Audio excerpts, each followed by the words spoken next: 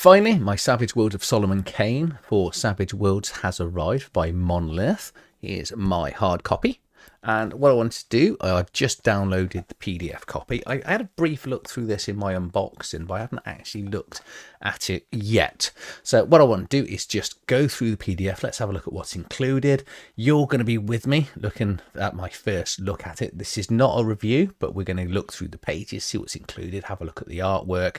And yeah, let's just see, is this what you need in your collection? Well, I'm going to say yes, because everyone needs more Solomon Kane in their collection. I know I haven't read it yet, but let's get through this together and let's see what's here. So the book itself comes in at 326 pages. So just so you get an idea, it's a pretty thick book. And we've got the front cover there, and on the back it talks about now your hero can follow the path of Kane, whether the Puritan wander or a misguided pirate or a soldier of fortune. The time of legend has come and fate has chosen her champions. It doesn't actually say whether you need any of the original stuff for Suede, but hopefully we should be able to tell once we get into the book, because normally they will say if you do. So we could assume that this is all you need and you won't need any of the original copies of the Suede book. So let's get into the book and see what is included. So here we have The Savage Worlds of Solomon Kane, written by Paul Wiggy Wade Williams with Shane Lacey Hensley. And Shane, if I remember correctly, is the person that's written the Deadlands or the books. I think he possibly may have written the latest version of Suede as well. Some additional material here by a few people and editing, etc. there, and then play testers. So let's have a look at the table of contents. So we've got a prologue. Oh, hyperlinks as well. Let me just see if these work. Yes, they do. Oh, I really love it when hyperlinks actually work. Hold on, I'll just take you to the back cover that I was just looking at. Does this PDF? It does. So like some books, when you buy them, it doesn't actually include the PDF, but the back cover here doesn't actually say whether you do or you do not need any additional material, but hopefully it will become obvious as we get into the book. But strap on a brace of pistols, sharpen your blade, and steel your mind. You're about to walk the path of Solomon Kane. The artwork looks a lot like the Monolith board game artwork, which was a fantastic game. There's lots of errors, but as a dyslexic, I didn't notice them, so it was absolutely fine when I was reading it through. So what we got in the table of contents: prologue and introduction, Solomon Kane, what is it? And Savage Tales of Solomon Kane. We'll then look at character creation. So it's 32 pages character creation. We've got 13 pages then of arms and equipment. The game's rules themselves. It's starting to look like you won't need anything else, because if it's got the full rules and character creation, so we'll see when we get into that and sort of the edges and hindrances whether we need it. Sort of refers back to the book. The magic casting spell, so magic and delvery, so arcane, alchemist, priest and shaman. Oh, sorcerer, warlock, witch, how to activate trappings and powers. Creating adventurers are in here, and then we've got the world of Solomon Kane. So actually look at then the old world, the dark continent, the new world. Wow, half of this book looks like it's going to be lore and world setting. So yeah, you get to 142, so I say 320 pages, and then the rest, so what's that, 180 pages worth of creating adventures, and then the world of Solomon Kane, the old world, which is obviously Europe, the dark continent, I'm going to assume, if I remember correctly, that sort of Africa and Asia sort of area. The new world obviously is the America and Americas, and the Cathay and the Orient obviously should be sort of Middle East and Asia. And then we've got the horrid beasts of Solomon Kane, so we've got a bestiary here, and that's 30 pages. Then we're into the character sheet and some templates. Okay, so we've got a bit of setting here, and then the overview. Chapter 1 presents a short essay from Robert E. Howard on his hero. Chapter 2 is everything you need to explain it. 3 is the gears and equipment and weapons for the 4 contains the savage worlds and rules relevant for the setting. 5 covers the magic.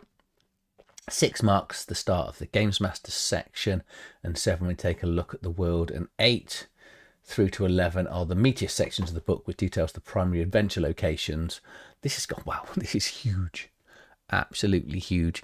I wish I still did have my minis and the board game now. If you've never played Savage Worlds, so actually it's going to explain the rules here. So you use from a D4, D6, D8, D10 and D12, and occasionally a D20. I don't think I've ever used a D20. I think it possibly might be used for a couple of spells, but in general you're rolling from a D4 to a D12 depending on your skill, and you're always rolling a D6 as the hero. You need a pack of playing cards for the initiative or the action deck, and then minis and battle mats. Use a little imagination. So who is Solomon Kane? So this would give you your background into the character himself, which was written, I think Robert E. Howard was sort of like 20s and 30s. I think that's around about it. You can read it yourself if you pause this page. And Doom Castle, some of the these are some of the novels and the books that were written, because I recognise the names. Haven't read much, but listened to quite a few of the stories on sort of eBay. I listen to stories when I'm trying to sleep, because I don't sleep very well, so I listen to audiobooks in my sleep. Miss a lot. It's quite amusing. You wake up and chapters are gone on. This artwork is absolutely amazing. So I've been waiting for this for a long time. So we've got some sort of characters here we can play. So you don't have to be the Puritan Wanderer, and it just gives you an idea of other characters you can play. Bandits, formerly enslaved, merchant, inquisitor hunters, pirates, privateers. That's a lot of choice on the different characters. How to make characters, so starting with your ancestry through to hindrances. This isn't going to be a character creation. There are plenty of videos out there on how to play Swade and create characters. This is more me looking. This is more me looking through the book, see what's included, and the different sort of. Here we got a path of Cain. So yeah, So I'm not gonna. There's plenty of videos out there. So hindrances. So these are things that your character. Sort of merits, it does like merits and flaws, advantages, disadvantages you see other systems use. So you take negative effects for your characters, minor or major, and then you can gain benefits back or additional points effectively for your character. Any new skills in here? Common knowledge, gambling, smarts, athletics, notice. Comprehensive modifiers here. Persuasion. There's nothing. Okay, so it's what edges we get. This is where it should be a little bit different. Arcane background. Alchemist. That looks like it's spelt wrong. Possibly. That might be me. Priest, shaman, sorcerer, witch, or warlock. Arcane resistance. Always good thing to have. Berserk. Cool. So fury and rage. Brave. Some of these look familiar. Well, I'm saying that. Am I glad that they haven't sort of thrown out, where it's glaringly obvious new things compared to old things? Really Dirty Fighter on top of Dirty Fighter. Deadshot, Wildcard, Novice. So some of these powers, so the prerequisites, you must have the previous power to get it. That's quite handy. Deadshot, when your action card is a joker. Saying that, you only get like 2 jokers in the deck.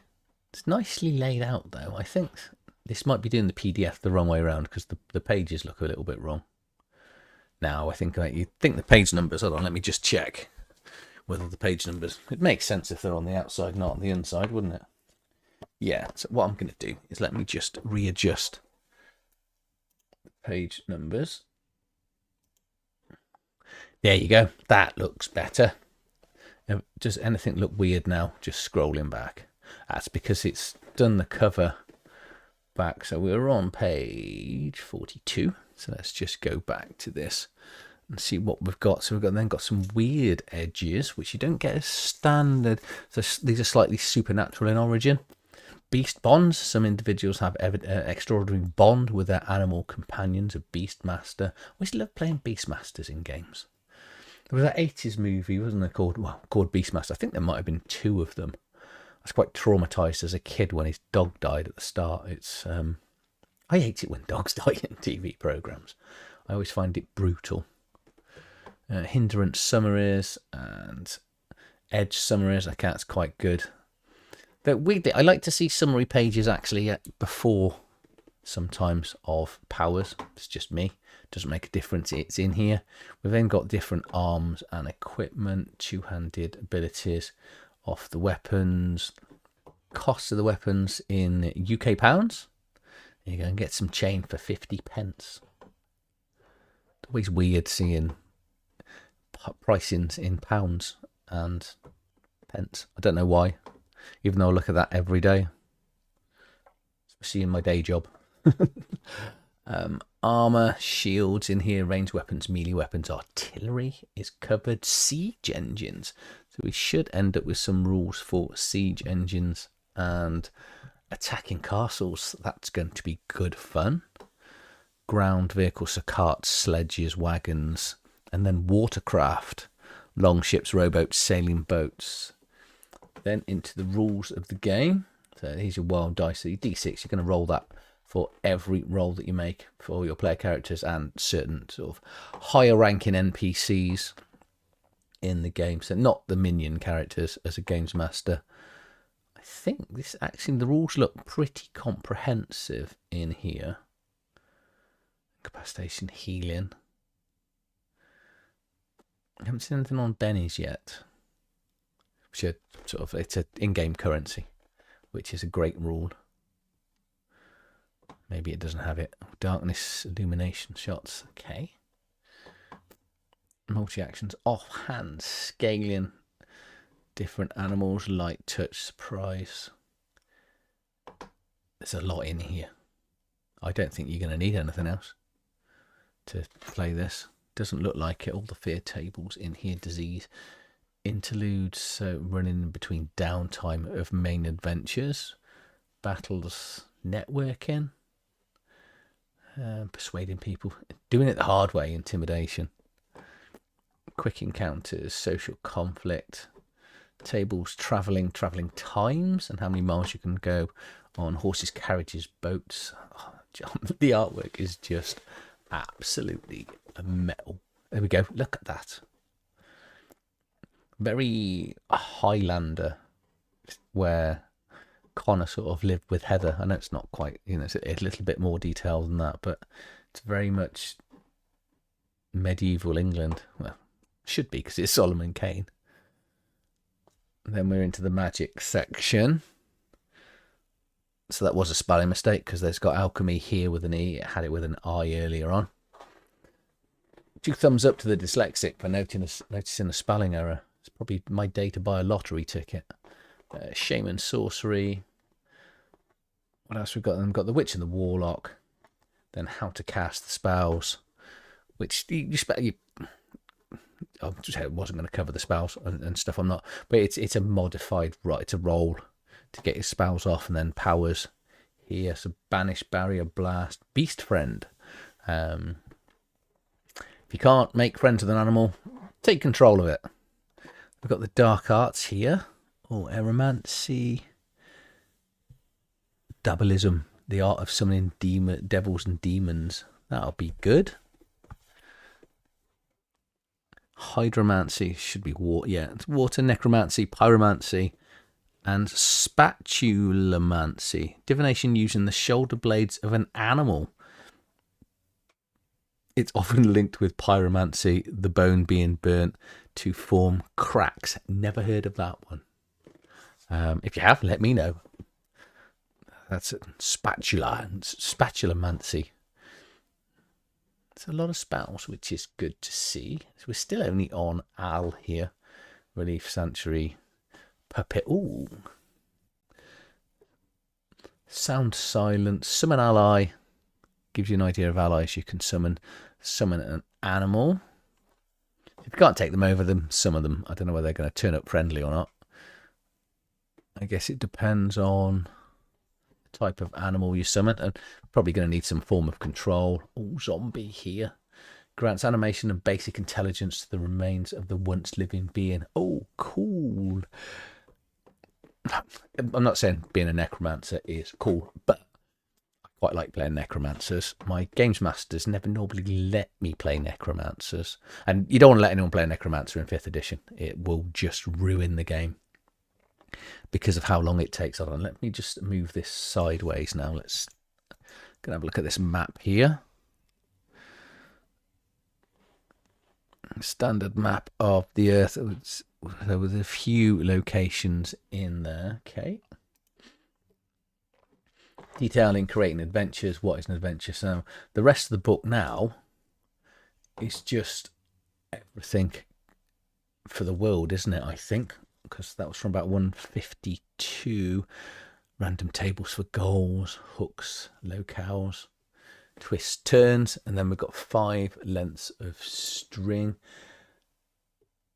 Now we've talked about the strings, let's make a look at how they let's look how they might look if you wanted to use it in every adventure. We've put together 5 example strings, 1 for each of the artifacts the heroes need in order to locate the 6th. The plot points are marked with this. Okay, so you can put together a big ongoing adventure campaign that's going to take your player characters all over the world, and then it's got the final, I see it's here, finale. Whatever order the other adventures run in, these 2 form the finale and must only if the 5 artifacts have been recovered. So you've got, wow, that's, so they've hidden a big adventure campaign. Actually, I'm loving these dual page things. I'm glad that I changed the page order around, because this would look really weird if I hadn't changed it. So an age of discovery. So this is set between 1500 and 1700,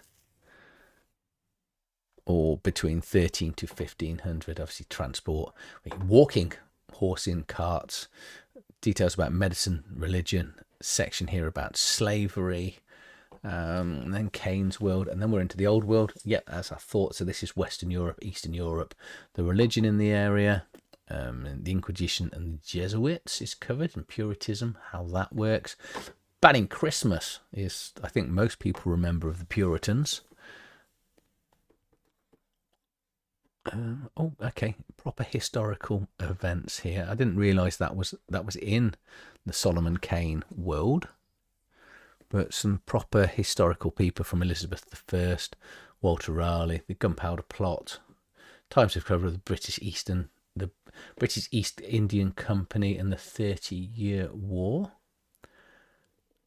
And then we've got the location. So because this has got this symbol here, that's one of the strings for this massive ongoing campaign. I've got some castles and some layouts and some maps. Blood of Dracul. Wickhampton. The ports. Okay, this is a lot more in depth than I was expecting. Also, I was quite surprised at the size of the book, which I covered when the book arrived, because this is a proper A4 size book, where if you've played any of the Suede books, they're sort of comic book size. So I think it's what's allowing to get so much information into the pages, as well as being, say, 326 page massive tome. There's also NPCs here as well. I'm trying not to show too much, because I don't kind of want to spoil it, but it gives, you know, us a chance to look through. Sacrifice here. I haven't gone into, oh yeah, we've gone into the Dark Continent. I've managed to skip, and that's just me talking. So here's, it's because it's done, it wasn't quite large enough. Yeah, the Dark Continent is Africa. So it details the geography of it, and some native guides and some native bearers here. And the City of Skulls always sounds friendly. The Hills of the Dead. Okay. And the Nameless Tombs. Where's the next bit of the main ongoing campaign? See, Ghost of Bestiary. Claws of Basti. Okay, there's a lot of locations. Here's your one, the Blood Eagle. Again, don't want to ruin anything. I kind of want to read this now and take my time and get through it, but not going to sort of do that. Okay, then details of the artifact there, which looked like a Roman gladius to me.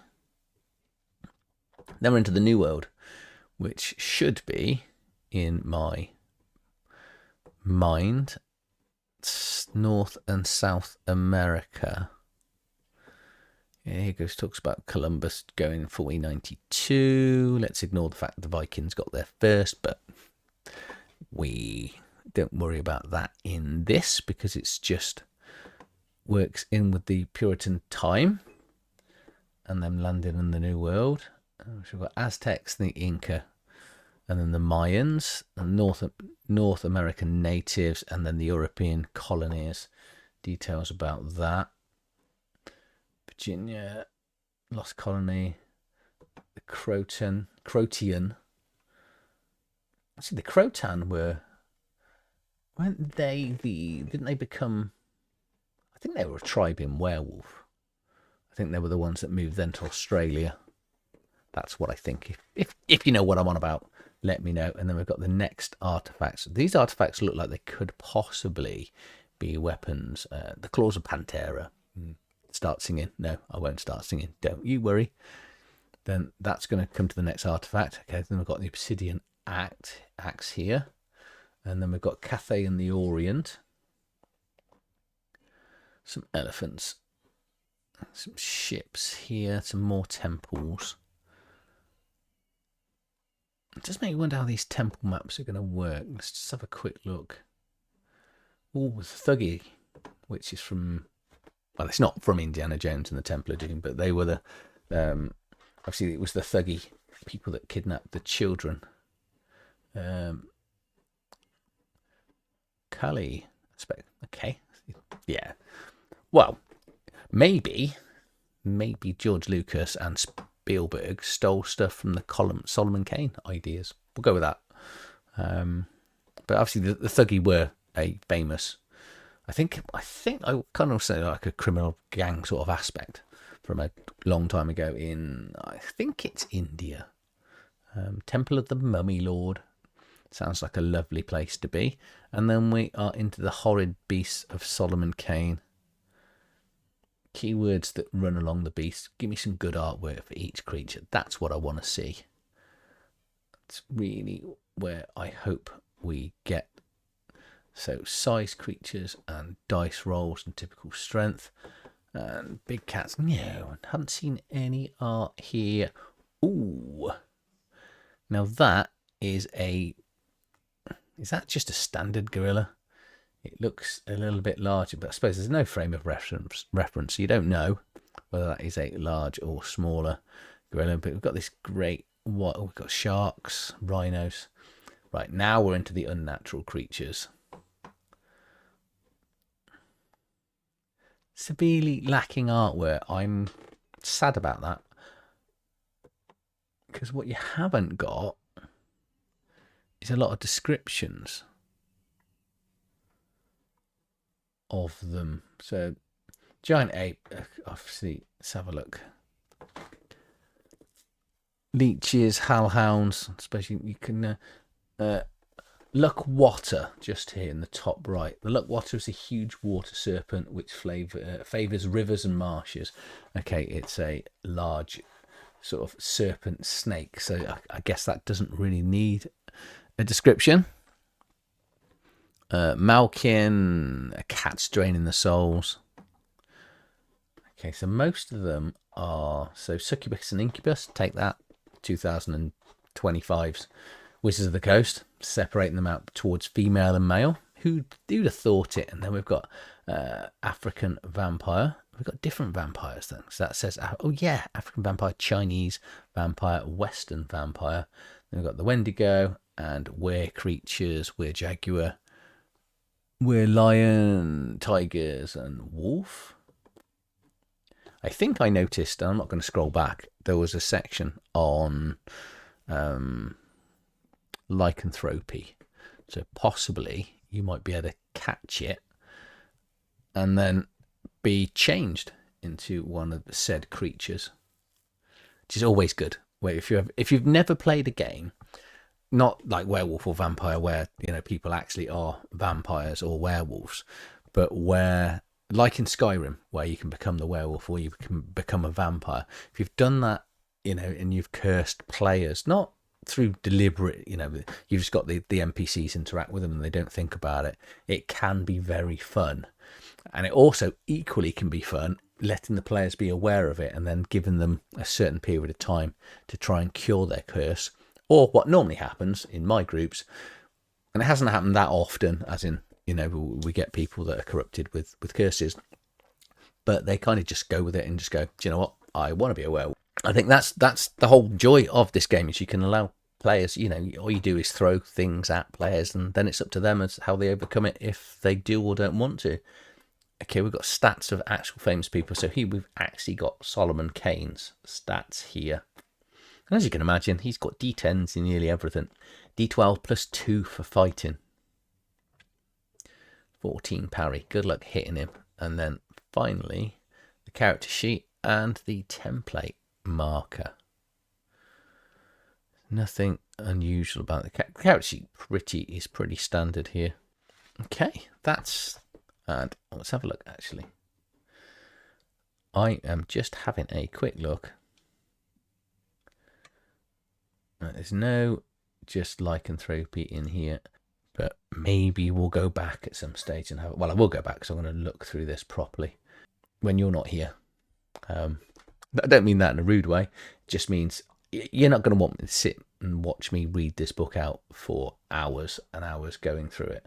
But that hopefully gives you a good idea of exactly what's included in the book, so the contents, etc. And I'll just go back to the content so you can just see again, actually over one whole page now, what we've got in here. Say it's 320 pages once you get to the index. The templates, they're going to be handy. They're quite standard with Savage Worlds templates out for playing with physical characters, but who is Solomon Kane, background to it, how to create the characters and different types of characters you can play.